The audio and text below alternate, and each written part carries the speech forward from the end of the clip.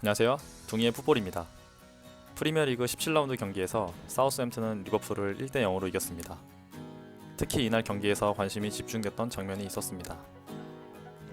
경기 종료 휘슬이 울리자 무릎을 꿇고 눈물을 흘렸던 랄프 하세니틀 감독의 모습인데요. 사우스햄튼은 최근 몇 년간 리버풀을 상대로 무승부조차 거두지 못하고 있었습니다. 그는 경기 후 인터뷰에서 바람이 불어서 눈물이 났다 라며 농담을 했지만 그의 눈물을 통해 그가 이번 경기를 얼마나 간절하게 준비했는지 알 수 있었습니다. 사우스햄튼은 17라운드 기준으로 리그 순위 6위에 올랐습니다. 팀 득점은 리그 8위, 팀 최소 실점은 리그 4위로 공격과 수비 모두 안정감 있는 모습을 보여주고 있습니다. 2018년 12월 강등권에 있던 사우스햄튼의 감독으로 부임했던 하세니틀 감독은 2년 사이에 사우스햄튼을 꽤 단단한 팀으로 만들었습니다. 사우스햄튼이 리버풀을 상대로 어떤 경기를 펼쳤는지 그리고 하세니틀 감독의 전술은 무엇인지 알아보겠습니다. 먼저 사우스햄튼의 선발 라인업을 살펴보겠습니다. 하세니틀 감독은 늘 그렇듯 4-4-2 포메이션을 들고 나왔으며 전방에 데니 잉스와 시오 월컷을 배치했습니다. 전체적으로 라인업의 변화를 크게 가져가지 않는 하세니틀 감독은 주전 골키퍼 메카시 대신 프레이저 포스트를 출전시켰습니다. 메카시가 코로나19 양성 반응이 나오면서 서브 골키퍼를 출전시키는 것은 어쩔 수 없는 선택처럼 보였지만 포스터는 리버풀을 상대로 좋은 모습을 보여주고 있었습니다.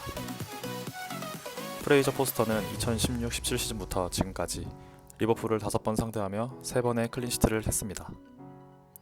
이 기록은 리버풀을 상대로 한 골키퍼 중 최고의 기록이며 포스터는 이번 경기를 통해 3년 만에 무실점 경기를 해냈습니다. 사우스햄튼은 경기 시작 2분 만에 자신들이 세트피스의 강자라는 것을 또다시 증명했습니다. 워드 프라우스의 프리킥을 잉스가 알리송의 키를 넘기는 감각적인 슛으로 마무리했습니다. 잉스는 이번 골로 본인의 프리미어리그 50번째 득점을 달성했습니다.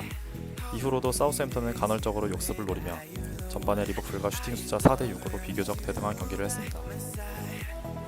후반에는 리버풀이 경기를 완전히 장악하며 사우스햄튼의 골문을 두드렸지만 잉스까지 수비에 가담하며 엄청난 수비 블록을 형성한 사우스햄튼의 수비를 뚫어내기는 쉽지 않았습니다. 사우스햄튼의 수비 장면입니다. 4명씩 두 줄을 이뤄 페널티 박스 안에서만 무려 8명의 필드 플레이어가 있는 것을 볼 수 있습니다. 리버풀의 가장 오른쪽에서 공을 잡고 있는 선수 앞에만 3명의 선수가 붙어있을 정도로 타이트한 수비를 했습니다. 여기서 유일하게 보이지 않는 텔라는 전방에 배치되어 리버풀의 센터백들이 공격에 가담하는 것을 막았습니다. 사우스햄튼은 수비 성공 이후 발빠른 텔라를 향해 공을 길게 차며 역습을 노렸습니다.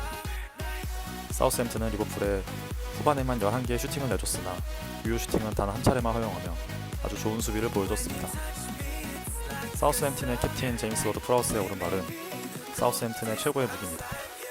이번 시즌 7개의 세터피스 공격 포인트를 기록했으며 그중 3골은 프리킥 득점, 나머지 4개는 도움을 기록했습니다. 리그에서 킥이 좋다고 정평이 나있던 그의 오른발 킥은 이번 시즌 정점을 찍고 있으며 워드 프라우스가 킥을 처리할 때 무슨 일이 일어날 것만 같은 기대감과 두려움을 갖게 합니다. 리버풀은 어떻게 경기를 준비했는지 볼까요? 리버풀의 클롭 감독은 조던 핸더슨과 파비뉴를 센터백 라인으로 출전시켰습니다. 센터백 라인의 줄부상에 핸더슨이 프리미어리그 경기에서 처음으로 센터백 포지션을 수행하게 된 것입니다. 핸더슨은 적절한 커버 플레이로 역습을 노리는 사우스햄튼의 공격을 차단했으며 미드필더로 뛸 때는 잘 몰랐지만 굉장히 빠른 스피드를 가지고 있는 것처럼 보였습니다. 핸더슨과 파비뉴의 센터백 라인은 후방에서부터 빌드업을 하는 것에는 안정적일지 몰라도 중앙 지역에서의 공격 작업에는 많은 영향력을 끼칠 수 없었으며 이날 리버풀 수비와 공격의 연결이 잘 이루어지지 않는 결과로 이루어졌습니다. 마네, 피르미누, 살라의 슈팅 숫자도 평소보다 많이 나오지 않았으며 3명이 기록한 유효 슈팅은 한 번에 불과했습니다. 리버풀의 실점 장면을 보면 워드 프라우스의 킥을 아놀드가 차단하는 것에 실패했습니다. 클롭 감독도 경기 후 인터뷰에서 이 장면에 대한 아쉬움을 드러냈고 알렉산더 아놀드는 경기에 조금 더 집중할 필요가 있어 보입니다. 아놀드는 이날 사우스햄튼에 38번의 볼 소유권을 내줬으며 패스 성공률은 61.1%에 불과했습니다. 좋지 못한 모습을 보여줬던 아놀드는 후반 77분 제임스 밀러와 교체되었습니다. 영상을 정리하자면 하세니틀 감독은 기본 4-4-2 포메이션에 수비할 때는 두 줄을 형성하여 지역 방어를 하거나 상황에 따라 공격수들을 통한 전방 압박을 펼칩니다. 공격 전환 시에는 짧은 패스보다는 한두 번의 긴 패스를 통해 공격수까지 볼을 배급하며 공격을 전개합니다.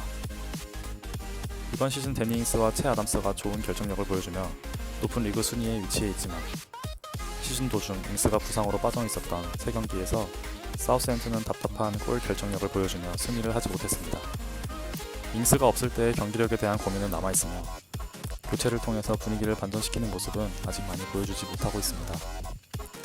시즌이 반환점에 이르고 있으며 앞으로 남은 절반의 시즌 동안 하센이틀 감독이 선수단의 체력을 유지시키며 좋은 성적으로 마무리할 수 있을지 지켜보는 것도 좋을 것 같습니다. 영상 시청해주셔서 감사합니다.